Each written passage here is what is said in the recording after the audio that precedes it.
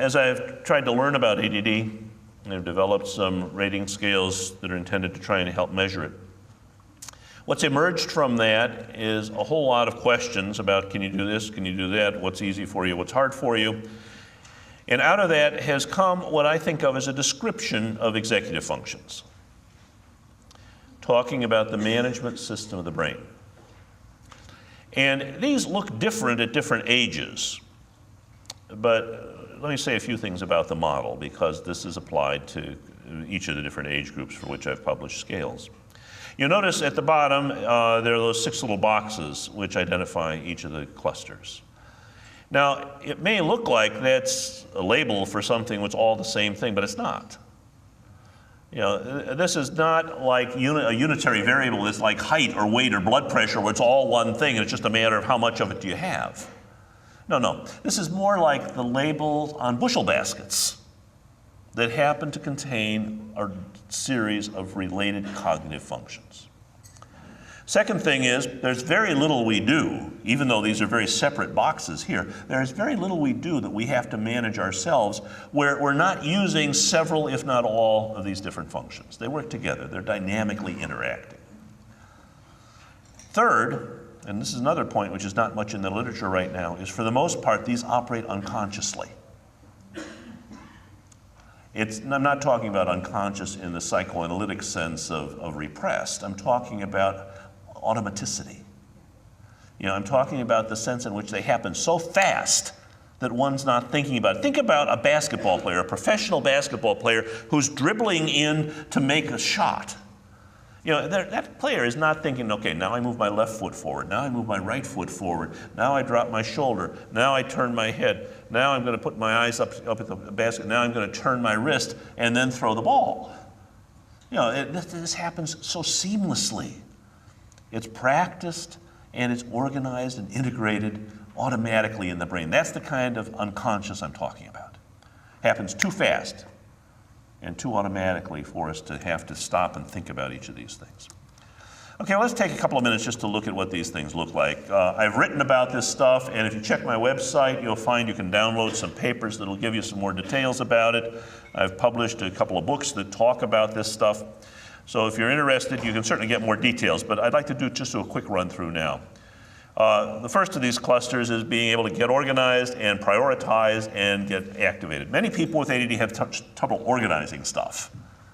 You know, they have trouble organizing their backpacks, their notebooks, their desks, their living space is a bigger mess than most people most of the time, unless somebody else is taking care of it for them. Other people, they don't have much trouble at all organizing their stuff. They have trouble organizing their time and their work. And what they'll tell you is, if I've got a bunch of stuff to do, it all seems equally important. And it's very difficult for me to look at it and say, okay, that should be first, that should be second, that should be third. But even when they get that straight, which often doesn't happen, they tend to have a lot of difficulty in being able to get started. There's a lot of waiting around to get to it. Clearest example of that I've ever seen is an attorney I saw one time. The guy came in, he said, in all my life, I've had trouble getting started on my work when I have to work by myself. He said, I have no trouble, you know, when I'm talking with clients or working with other lawyers or working with the secretaries, but when I go to the office and shut the door and I have paperwork to do, I don't get anything done. He said, it's so frustrating because a couple of times a week, I'll set aside several hours to do paperwork that I want to get done. I need to get it done because I'm not going to get paid until I get it done. I'm in my office, nobody's bothering me, the door is shut, secretary can hold the calls, I've got all the stuff right in front of me, I don't touch it. I end up turning on the computer and I'll check my emails. Then I'll send out notes to a few people. And I'll check a couple of news sites and see what's going on in the world. Then mysteriously this video game appears on my screen. I'll be doing that for the next 2 or 3 hours. Then I go home at the end of the day, my work's not done, I have a bite to eat, watch a little TV, and then about 10 o'clock at night it dawns on me, oh my God, I've got this report, I've got to get into the office at 8 o'clock tomorrow morning. If I don't get that thing done, I'm going to be in very serious trouble at work tomorrow. So at that point, I've got no problem. I can get on my home computer and work very efficiently from 10 o'clock at night till 3 in the morning and produce an excellent report. That's a hell of a way to live. Now, everybody gets jammed on deadlines once in a while. People with ADD seems to happen a lot. It's almost as though many times they can't get interested in it until it's becoming an emergency. We all know about the examples of losing focus when you're trying to listen or trying to plan something, and we know that people with ADD tend to get distracted not only by stuff that's going on around them, but also by thoughts that are going on in their own head. But you know what's not talked about very much? The problem with reading. A lot of folks with ADHD will tell you, I can read perfectly well, but I have this problem. I read something, I understand it perfectly well at the moment that I read it, and then I get a few more pages into it, I get to the end of the chapter, stop for a second, and realize my eyes have gone over every word and I haven't got the foggiest idea of what I've just read. Many people with ADD read the way everybody else reads when they're dead tired. You know, have you ever tried reading when you're just wiped out at the end of the day and you understand it all right, and then you set it down and you think, what was that about? You know, and so they have to go back and read it again. And read it again, and sometimes read it still again. I had one university student who one time said to me, you know, when I'm reading something, it's interesting, he said, and let me elaborate, that when I'm reading something that I would not choose to read, big distinction. If it's something that I'm reading because I'm into skateboarding, and here's the skateboarding magazine, finally, and I get into reading that, I don't have any trouble with that. You know, when it's something that this particular person's really interested in, they can read and remember what they've read, sometimes very well. But if I'm reading something which is assigned, where I have no special interest in it, you know, or it might just be plain boring to me, that kind of reading, this student said, my experience is even when I'm trying hard to do it, it's like I'm licking the words and not chewing them. You know, it's like my eyes slide over the words. And yes, I understand what those words mean, but the problem is they're not getting into my head in a place where I'm then able to pull them back and use them later for whatever it is I'm trying to do with them. Another problem has to do with regulating alertness, and nobody's talking much about that either, but that's an important part of difficulties with ADHD folks, for many of them, not all. Many of them will tell you that they often stay up late at night, later than they really want to or should, because their experience has been if they try to go to bed before they're absolutely exhausted, they can't shut their head off. They just keep thinking of stuff. And so they'll stay up late, but then once they do get exhausted enough to fall asleep, they sleep like dead people. And it's very difficult to resurrect them the next morning when it's time to get up for school or get up for work or whatever it is that needs to be done. They have a capacity to sleep through alarm clocks which would wake anybody else in the neighborhood up. Or they just, you know, an amazing capacity to hit the snooze button multiple times without even realizing that they're awake. There are problems with getting to sleep, but there also are problems with waking up. During the day, they're usually okay if they're on their feet moving around or talking a lot, but if they have to sit still for very long to listen or to read or do paperwork, the eyelids start getting kind of heavy. Doing tasks, and a university track star in one time, a runner, came in and said, you know, my mind's a great sprinter, but it's a lousy distance runner. If the task I have to do is something where you just go all out on it and then you're done with it in one quick chunk, I'm fine. But if it's something where you can't do it in one quick chunk, it's a longer term project, you have to keep chipping away at it day after day, said that I have a lot more trouble with.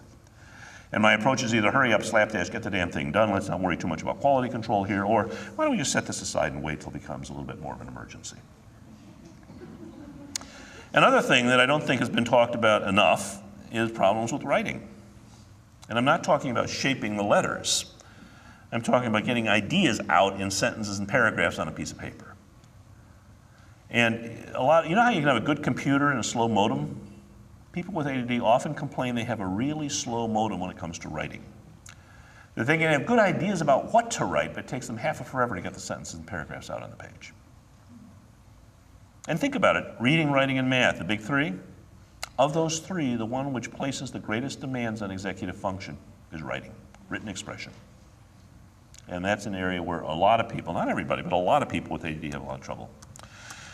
Now, I'm going to be giving a talk, I think tomorrow, on the role of emotion in ADHD, but let me tell you just a little bit now about how I'm thinking about this.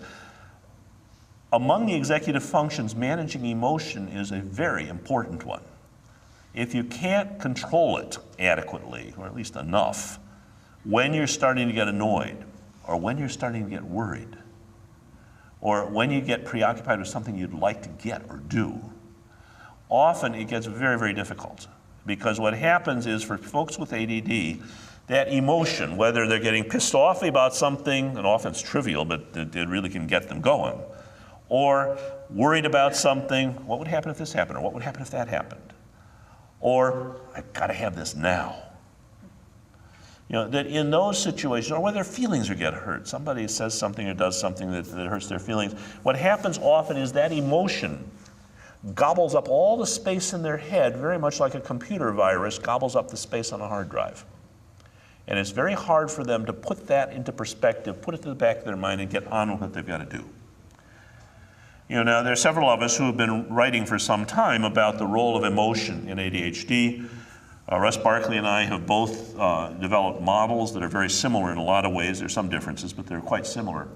But in each of those models, you will find that managing emotion is a very important part of it. Russ just wrote a very nice article, which just came out a month or so ago in the Journal for ADHD and Related Disorders, where he talks about the history of emotion regulation as an aspect of ADHD, and speaks about how important it would be for us to begin to reintegrate that into our understanding of what this disorder is. And I think you're going to see more attention being paid to that in the future, because that really is an important part of ADD. Memory. Ask people who have ADD, how's your memory? Often they'll say, oh, I've got the best memory in my family. I can remember stuff nobody else can remember. And they give you some example about some movie they saw 10 or 15 years ago, and they can still tell you every detail of the entire storyline of this movie they haven't seen but that one time. But even though they might be good at that, or another one said, well, I went to the Super Bowl 5 years ago, and I can still describe for you in detail plays they ran during that game. Or somebody else will say, I have in my head 400 songs that are popular back in the 70s, all the music, all the lyrics. But though many people with ADD have incredible capacity to remember stuff from a long time ago, often quite random, if you ask them about something that happened just a couple of minutes ago or yesterday, often they'll say, I don't know. You know, it's the kind of thing, see, the problem with memory in ADD, it's not long-term storage memory, it's short-term working memory. So what you depend on when you walk into the other room to get something, and you're then scratching your head around, what the hell did I come in here for? Or you're working on a project, you go downstairs to get something you need for that project, and pretty soon you see something else that's interesting or something else that needs doing, and soon you're up to your elbows in project number 2, having totally forgotten that you were in the middle of project number 1 upstairs, and it was kind of important to get it done. Students complain they'll be in class. Teacher asks a question, they raise their hand, they've got a good answer for it. Teacher calls on somebody else first. You have to wait while this other kid says her shtick. Then the teacher comes back and says, yeah, what were you going to say? And it's like, totally clueless. Not only have I forgotten what I was going to say, but would you mind repeating the question again, please? You know, or the other thing that really drives them nuts is they'll study for a test the night before the test. And you go over it with them, you quiz them, they've got it. They go into class the next day thinking they're going to get a good grade on this, and all of a sudden a big chunk of what they knew the night before is evaporated. It's like you have a file in your computer where you've forgotten the file name, and you know the stuff is in there, but you can't pop it up when you need it. Then a few hours or a few days later, something jogs your memory, it's all back again. It's not that you didn't have it, it's you couldn't retrieve it when you needed it.